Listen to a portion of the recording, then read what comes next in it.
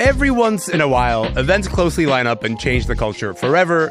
1984 was one of those years. Prince's Purple Rain? Ghostbusters?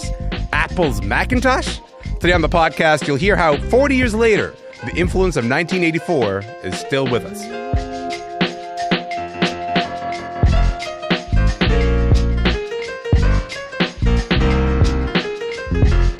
I'm Elamin Abdelmahmoud. This is Commotion.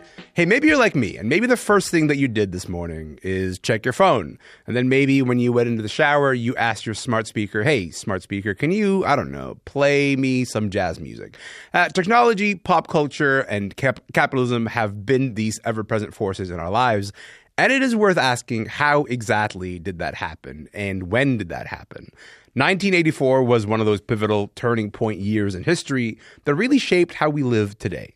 But can you believe that was 40 years ago? So on this episode of Commotion, we are doing something kind of special. We are looking back at some of the most important breakthroughs of 1984, a time that many of us think of as the first year of the future. With me here today, music journalist Michaelangelo Matos, who wrote a whole book on the subject called Can't Slow Down, How 1984 Became Pop's Blockbuster Year. Michaelangelo, good morning. Thank you for having me. Of course. And Siva Vaidhyanathan, a professor of media studies at the University of Virginia. Siva, welcome back to the show. Oh, my pleasure. Thank you for having me. Listen, I'm excited. We're going to hop in a time machine of sorts. We're going to kick things off with a television commercial, one of the most famous of its time. We shall prevail. On January 24th, Apple Computer will introduce Macintosh. And you'll see why 1984 won't be like 1984. That commercial debuted exactly 40 years ago tonight during the Super Bowl. It's the Apple ad known as the 1984 ad. It's inspired, of course, by the Orwell book, which is a grim dystopian society that gets liberated from Big Brother thanks to a heroic hammer-tossing Olympian. That's what happens in this ad. Siva, can we talk a little bit about why that ad was so impactful and what made the arrival of the Macintosh so revolutionary? Yeah, so, when the ad played during the Super Bowl, I can't say it was immediately impactful. It was striking, right? It's right. A visually striking ad, and it plays into, remember, this is January 1984. Everyone has George Orwell on their mind at that moment, and it plays into this image of the notion of striking down a totalitarian order. What was the totalitarian order to Macintosh? Well, that seemed to be IBM, right? IBM with the white shirts and the narrow ties and the sort of, button down idea. IBM was this control system, centralized control system, a network that was controlled centrally, a proprietary platform that limited creativity, et cetera. And the image that Apple was putting forth was one of liberation, of democratization, and of dignity. A huge promise to make, right? Right. Especially since if you take this as the beginning of as I do, sort of 1984 and that moment in many ways set out the ideology of the 21st century, then you have to ask yourself, how much democratization were they really after, and how much have we realized at this time? Because after all, what is the IBM of the 21st century? But Apple. Exactly right. So we've kind of ended up exactly in the same place that we started. It might have been a revolution, but it was, the new boss, same as the old boss at that point, right? We should also, I think it's worth asking about another revolution in home computing in 1984, because it wasn't just Apple, also Dell launched that year. And why is that important? Right, why is it important to note that Dell launched this year? So let me tell you, 1984, I am a senior in high school outside of Buffalo, New York. Right. So I am 18. I'm looking at the future. The future seems to be mine. I'm an American. I'm like, this is going to be everything is possible. Awesome. Yeah. And I decided to move to Austin, Texas for my university years, where, unbeknownst to me, a young man named Michael Dell was in a dormitory at the University of Texas, where I would enroll a year later, and was building personal computers in his dorm room and selling them mail order at a very low price. And he had sort of cracked the code on what he saw as a democratization of the personal computer, a personal computer with a very different root and a very different process and a very different value added than what Apple was doing in Cupertino, California, with its sealed box. Right. Remember, the idea of the Macintosh was not revolutionary in any technological way. It's that it was a sealed box so that you didn't have to worry what was underneath the hood. You didn't have to worry about using, MS-DOS to create a program and run a program, compile a program, debug a program. You just had to plug a disk in, use the graphical user interface. Right. To manage things, right? Dell had a very different idea. Dell had an idea of leveraging what would become the Microsoft ecosystem, which ultimately had many of the same features as the Macintosh, but doing so at a very low price. Now, it's the influence of Dell was in two areas. One in professional computing. Every small business could afford an IBM/Microsoft-based personal computer within years, and that set the standard for the globalization of the personal computer, because most people in most of the world could not afford or could not get a heavily controlled, lockdown, licensed Macintosh. So these two visions of the personal computer come out in 1984 and really shape the next 2 decades. Now we're in a very different situation. But, in a lot of ways, the ideology, again, this ideology that like technology is democratizing, which I think we're getting over at this point. Yes. The idea that technology is something that can unleash political and lifestyle freedom, again, something we should have learned about in the last 10 years, learned otherwise in the last 10 years. But all of that was sort of marked out in 1984. So this is I'm glad you set that as a frame for us, because what we're really talking about is a promise of a world that was promised in 1984 and whether that kind of came true or not. And also because we are kind of dealing with the consequences specifically of that vision in the year 2024. So with that in mind, as computers were infiltrating homes all over North America, the radio airwaves were dominated by this song.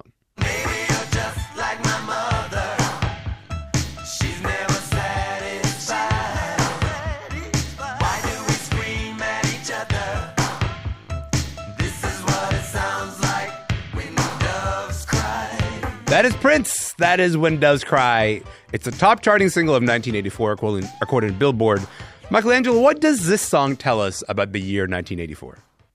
It tells us that drum machines ruled and that technology was basically now at the precise center of pop music. A little bit more broadly, Prince had been a cult star for years before the year 1984. And he had, played clubs, halls, then arenas when 1999 starts to spin off singles. And he had always been a very synth-forward producer and performer. And he was one of many artists who spent the early 80s sort of on the sidelines, outside of the mainstream of pop, because in 1979, the music business had nearly collapsed. It had gone through a very bad downturn for the first time since the end of World War II. It had lost nearly 11% of its gross income for the year 79, and the early 80s were sort of a dead period. And a lot of the interesting music of the early 80s was not hearable on pop radio.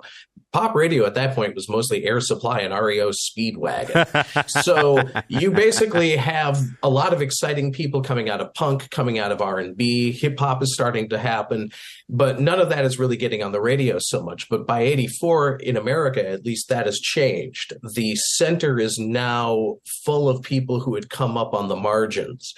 And Prince was foremost among them. He was, making gigantic hits. He had a big movie with Purple Rain. It was one of the top grossing films of the year. Yeah. And you also have no bass on that song, which is pretty experimental for the time. It has more in common with the experimental end of music that was happening in the early 80s and had jumped onto the radio by 84. Yeah, so you mentioned that there was some experimentation happening, the idea of like drum machines, and here's Prince going to become the top charting song in 1984. What other new technologies would you say were changing the sound of pop music in 1984? Well, the easy answer is the microchip. In early 83 at the Billboard reported on the CES in Las Vegas, which is this big annual tech confab. And the big story of 83, of the beginning of 83, was the microchip. And this actually ties in with the rise of the Macintosh, because the Macintosh was one of the computers that people would use to sequence songs, to make different kinds of machines, drum machines and synthesizers talk to each other. In 1982, there was the unveiling of what was called MIDI, Musical Instrument Digital Interface. And all of the electronic music manufacturers of equipment collaborated on this. They all put in with this, which is very unusual because they were all in competition. But MIDI allowed people to take very different pieces of equipment and have them harmoniously talk to each other and sync up rhythmically, which would have taken hours or days to do before then. So by 84, you have a lot of pop that sounds like computers made it, because in many cases it did. And that would only increase with time. So I'm glad that we're... Oh, go ahead, Siva. Yeah, if I could add to that, another layer to what Prince's breakout meant in that moment. Again, from the point of view of a 17 or 18-year-old growing up in the United States in the suburbs, the explicit androgyny and sexuality and the sort of liberatory power of that moment. He didn't invent it in pop music. You know, he's building on Bowie. He's building on so many other people. Sure. You know, he's building on Niles Rodgers. I mean, like so many ways. Little Richard. Oh my God. Of course. Right. He's building on all of this, but he's distilling it in a moment with that new technological sound, right? That album sounded different than his previous albums too. Right. So he's channeling a moment and unleashing forces that we are still riding on today in a very strong and clearly articulated way, right? There was no, like, unlike Little Richard, who had to code switch throughout his life out of like fear in many ways, not his own fear, but out of society's unwillingness to hear everything and see everything. You know, Prince is just out there. Prince is just Prince. And that presents a tremendous, almost irresistible energy and an irresistible tide to the, I think, growing fascination with androgyny and liberatory sexuality. Again, nothing new, right? You could actually look to the 1890s for some of that. But at that moment, it was so important, especially since this is Reagan's America, right? This is Reagan's America that's trying to crack down on pornography, that's trying to crack down on language, that's trying to, at the same time, in the spirit of that Macintosh commercial, destroy the totalitarian force in Moscow, right? So all of this is going on. We're growing up in Reagan's America, wondering how stifling it's going to be, hearing all of the broken promises of 20 years earlier. Sure. And all of a sudden Prince comes. And I cannot begin to explain how energetic it was energizing it was to hear Prince on FM radio, to see Prince on MTV at that moment and realize that here's someone my age, a little bit older than me, but like basically around my age, being full on himself at this moment in Reagan's America. I mean, I am so glad that you brought up Reagan's America, because this is where we were going to go next. I was going to play you a bit of the 1984 ad that Reagan ran on, you know, it's Morning in America. We don't have to do that anymore because you just set that stage very nicely. But what you've also done is pull together a bunch of forces that are colliding, right? Like the idea of politics, culture, pop culture, they're all colliding into this one place. How did the rise of Reaganism impact what we're seeing in the spheres of technology and pop culture at the time? I mean, you could go by the calendar or the political calendar and say that the Reagan era started in 1980. I think the Reagan era really unleashed itself in full confident force in 1984 Yeah. because he had a landslide victory in November of 1984. Whereas in 1980, he won. It was not disputed. It wasn't particularly close, but it was still, a traditional election. You couldn't see 1980 and the Reagan election as being revolutionary or a landslide. And by the way, Reagan's power slipped back 2 years later when he lost control of the Senate. It was really 1984 when it seemed like Reaganism was an unstoppable force, both in the United States and then quickly around the world. It looked like Michelangelo was about to add a comment there because Michelangelo have anything to add about that? Simply that the economy had boomeranged. The economy had been in the toilet in 1980, 81, 82, and then in 83, by the beginning of 83, things have changed. And by the time of the election in 84, the American economy is sailing. There's a cover of Business Week magazine where it's basically an illustration, a photo illustration of Reagan on a horse loosing dollar bills into the air. And that's pretty much how things felt around that time. I would say that was the message of the moment. The American economy was still failing for the vast majority of Americans and continues to this day. The notion, but it was a story of the reduction, the evacuation of the middle class, the sense that middle class work and middle class life would be increasingly harder rather than easier starts in 1984. The trend lines change. The previous 40 years, middle class life in America meant every year and every generation, life got easier and better. 1984, that starts to change for the majority of Americans, and it hasn't been corrected since. Like, we are such a more class stratified society now than we were in 1984, and 1984 is really the hinge point of that. So yes, in the aggregate, the economy gets better, but that's because of Reagan's policies, the rich get increasingly richer, add to the mean and to the aggregate, while there is no rising tide in America, and there hasn't been since. And you could even look at the policies and messages of a Bill Clinton and a Barack Obama, and they don't differ substantially from Reagan. They do, the policies do ultimately, and they try to correct some of that. But, what they embrace this sense of spirit optimism, can do nothing in our way. Sure. Let's not be critical. Let's just move forward. And that message, that cultural message of Reaganism, I think, was even more long lasting. And you see, Francois Mitterrand pick up the same language and spirit in France to stay in office. And you see Tony Blair in the UK soon after do the same thing. I'm just going to pause you there because we are also an entertainment show. This is the part that I want to come back to, is that we are drafting this thesis together, the thesis that what started in 1984 has these implications for what we're talking about today.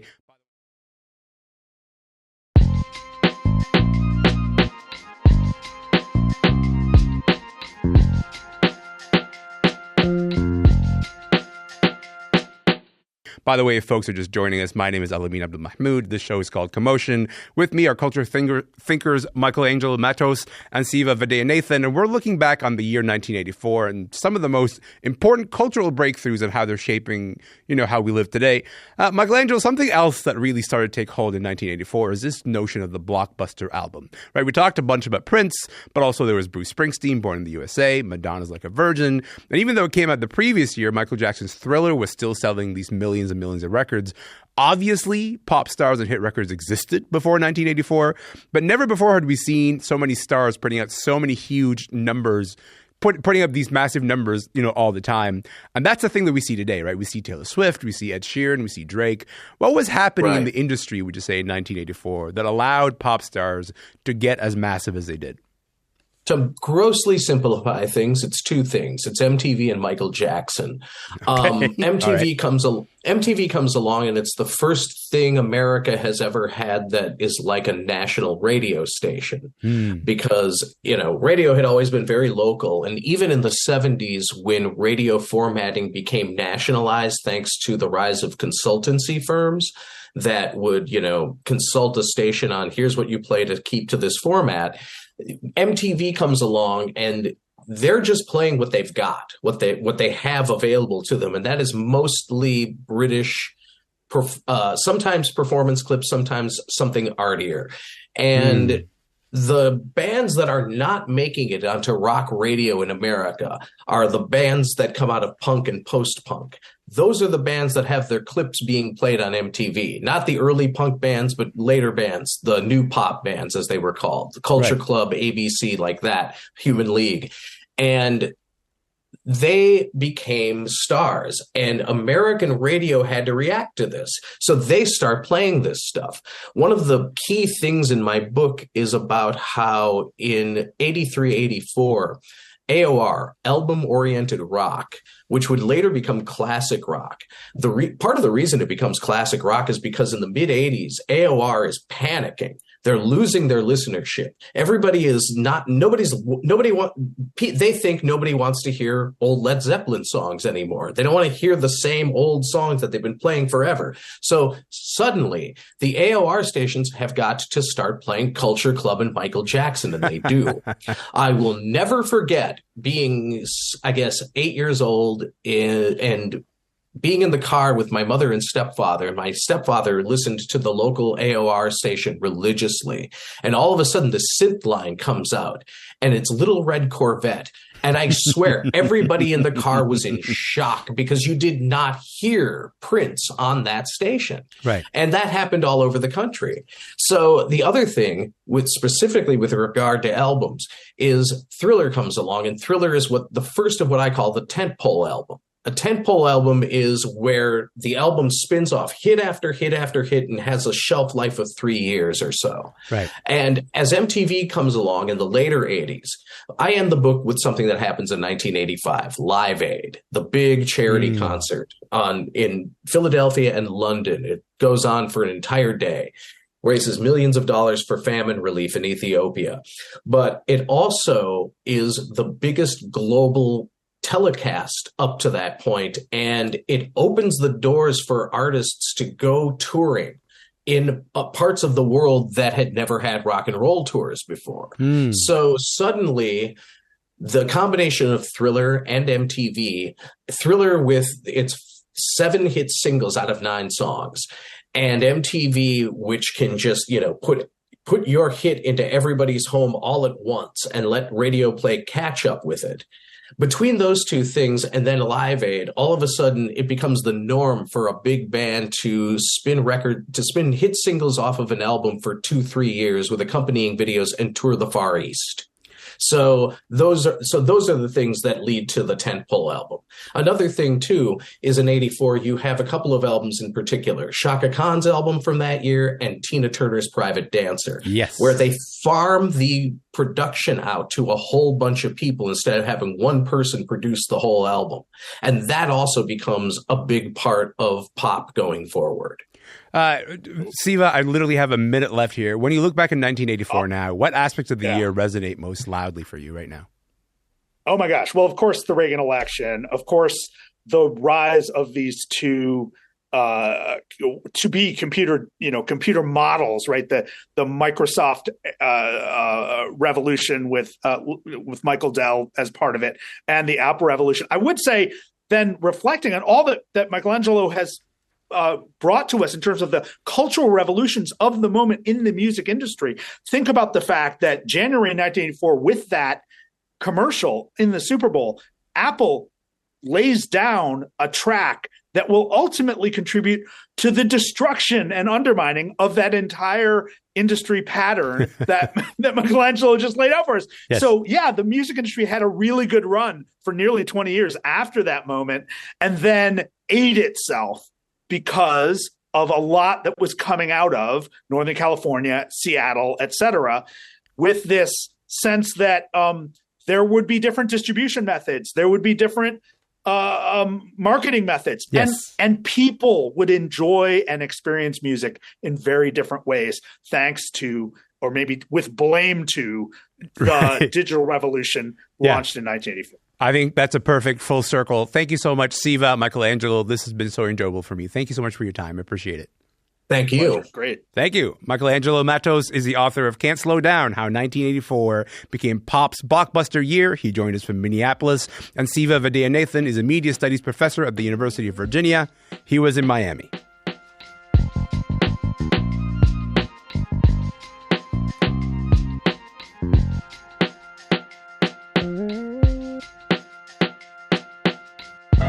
And that is it for the podcast today. Listen, remember, you can listen to any episode of Commotion anytime you like, wherever you get your podcasts.